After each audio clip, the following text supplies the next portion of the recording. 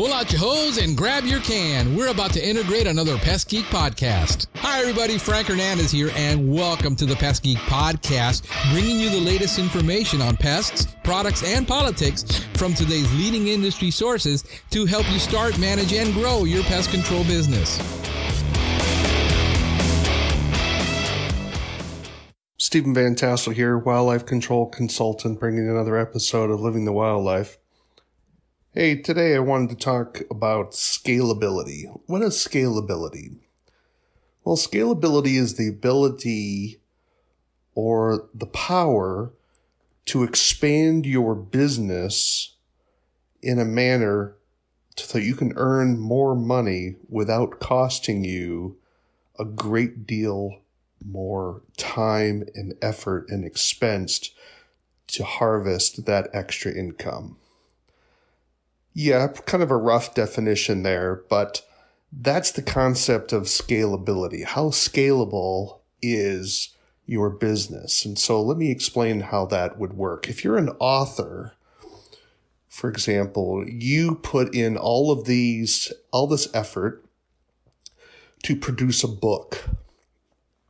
Once the book is completed, you as an author do not have to continue pouring energy into that book to sell more of it. I mean, you have some marketing things and stuff like that, but you're not going to be the one printing it. You simply can now have that book published and submitted to a variety of wholesalers or bookstores, or even have it sold online. And it's not costing you time to have that book sold. You can even have people process the payments, collect the money, print the book, package the book, ship the book, and then send you a check. That allows you to be scalable. In other words, the more books you sell, you're making more money, but it's not costing you more time. Here's the problem with wildlife control and pest control in general. We really only have 3 ways to increase our revenue stream. Way number 1, charge more money. Way number 2, reduce your expenses. Way number 3, a combination of both. The factor that's killing this industry, among other things, is that we don't have the ability to create more time in the day. In other words, one of the ways you can earn more money is just simply work more hours. That's not scalability. That's just you burning the candle for a longer portion of that day. And that's all well and good when you're young and maybe you only have a girlfriend, but you don't have kids, or you're becoming a workaholic. And so there's a lot, you're paying a price early on. Now, some people are willing to suck that up in the hopes that they're going to get to a place where they can get stable. But for many people, that doesn't happen until the divorce and loss of kids and that sort of thing. So this is something that's serious. How do we as an industry find scalability? How are we able to scale up our business in a manner that we can increase our revenue stream, our income, our wealth, without breaking the bank in terms of the time and investment and equipment needed to sometimes achieve those scalabilities?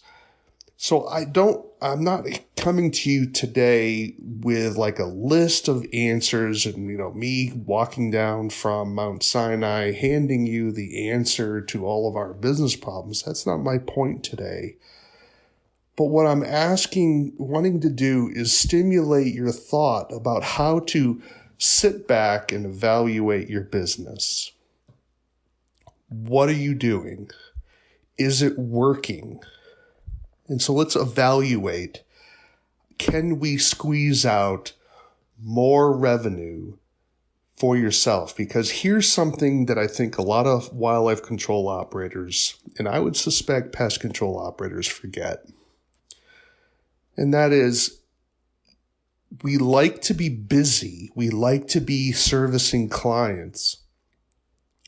but sometimes we're servicing clients and it's actually costing us more money than it's worth. There's a principle called, I think it's called the Pareto principle,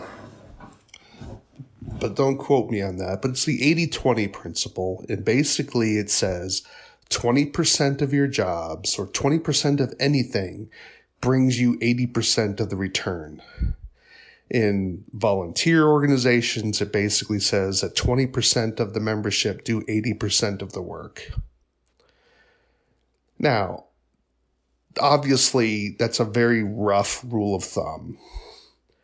But I suspect you experience this all along, and that is probably a very small portion of your overall business generates the highest profits. Now you may say, well, yeah, I may get a lot of profit off of 20% of the work, but that means I'll be sitting around the office all day not bringing any revenue. Now, here's the thing. This is something you have to think about. Is it worth your time? Is it better for you to be sitting at home, maybe reading, developing a new skill, maybe developing your website, rather than just be driving around doing low-end jobs that you could be sending off to your competition?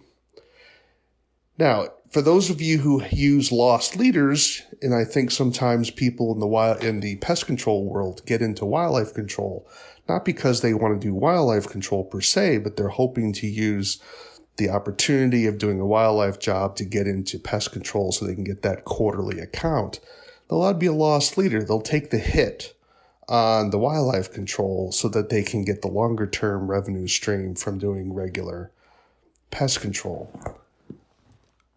But for those of you who are just sort of full-time wildlife control operators, is it better for you to be sitting at home doing something else, maybe picking up a part-time job and making money that way? So again, that's not scalability. I understand that that's not scalability, but it does mean that we're thinking about how are we really using our time? And this is something I hope most wildlife control operators think about. And that is, the goal is not to see how many animals you capture. The goal is, can you earn enough money to make a living? And are you making the most? Because time is the one thing none of us are giving more of. We can't multiply our time. Once that time is gone. So when we're in a wage situation, we're actually selling our life for money.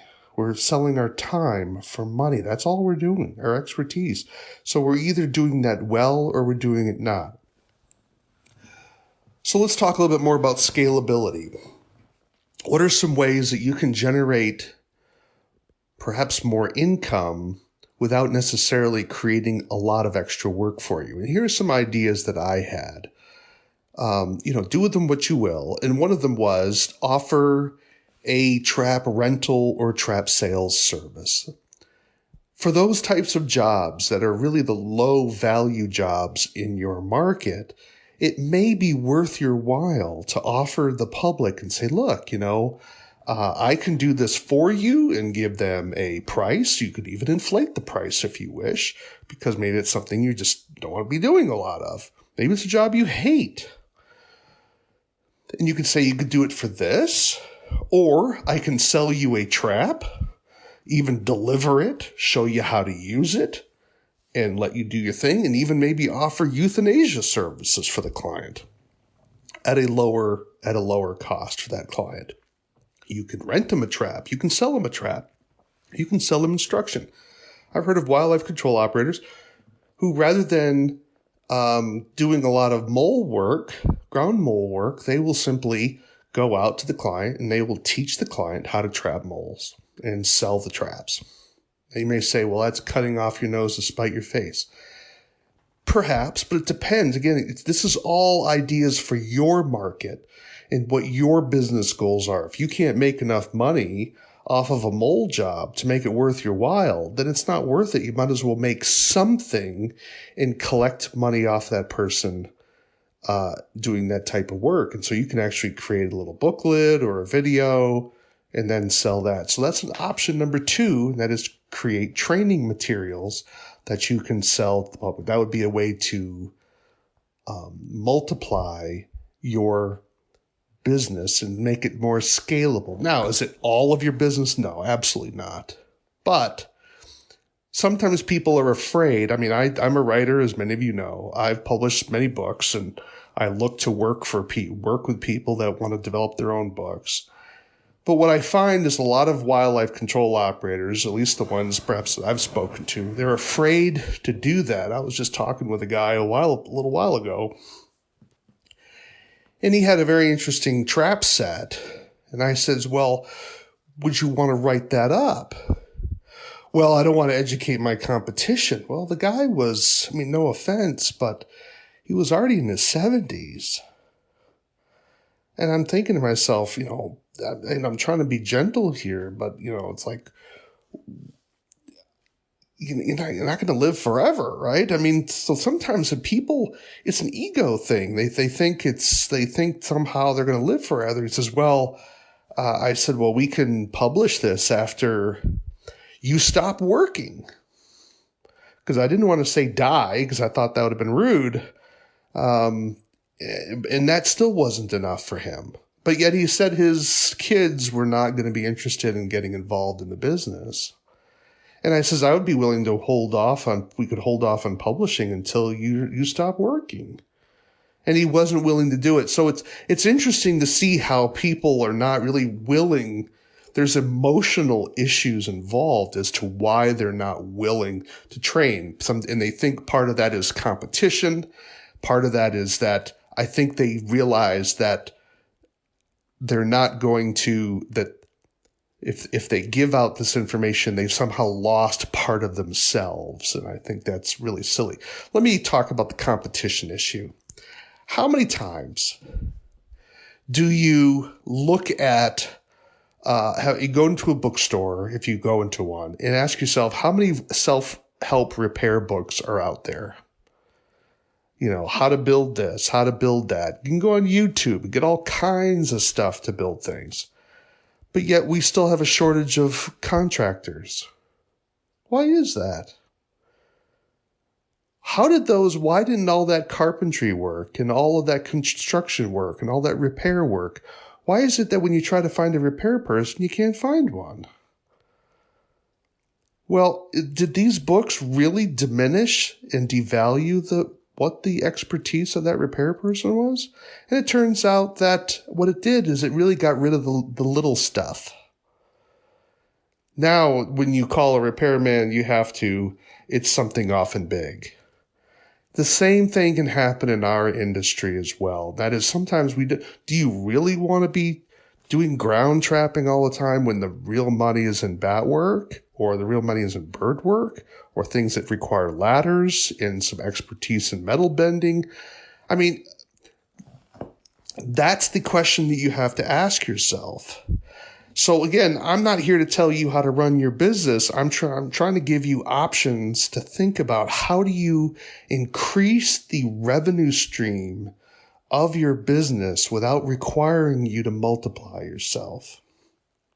So we talked about 2 particular options. One, narrowing the scope of what you're working on. Go work on the high value stuff. Option number 2 is to add additional services, such as renting of traps or selling of traps, selling of training. Just be sure, if you're doing the latter, that you make sure you bring your insurance company in on board on this. Got to get a new rental contract. You got to think about sterilizing those traps if you're going to be renting them out. I've done some writing in this area on renting. Make sure you're consulting with your insurance company, and make sure you have a rock solid contract, and then making sure that person understands the importance of being safe and whether translocation's allowed in your state and that sort of thing. So there's some things you have to think about there.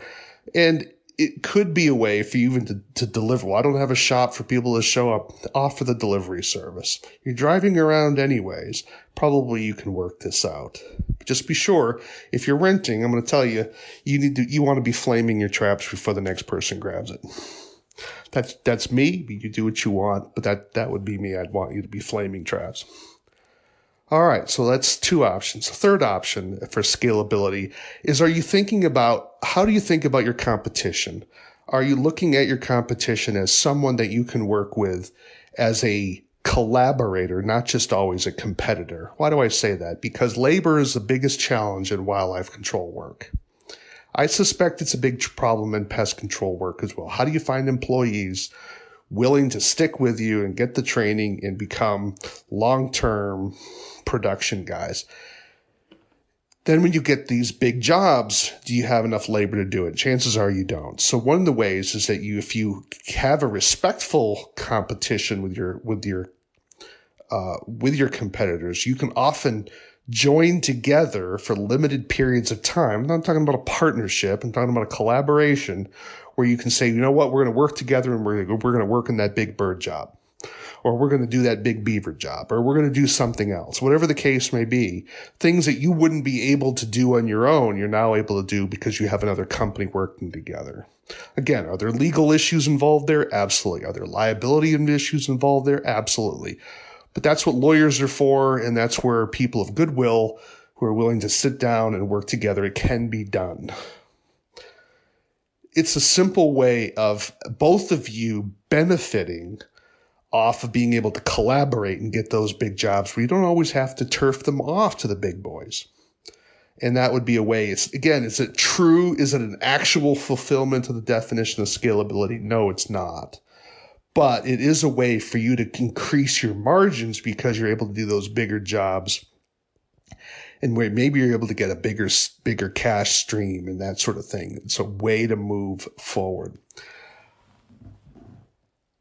I hope that gives you something to think about, because one of the things I believe that many business owners, and I'm assuming most of you that are listening to this are business owners, or perhaps you want to be, is that we often are so involved in the day-to-day activities of running the business, we neglect to sit back and reflect and say, is what I'm doing actually working? Am I actually making progress?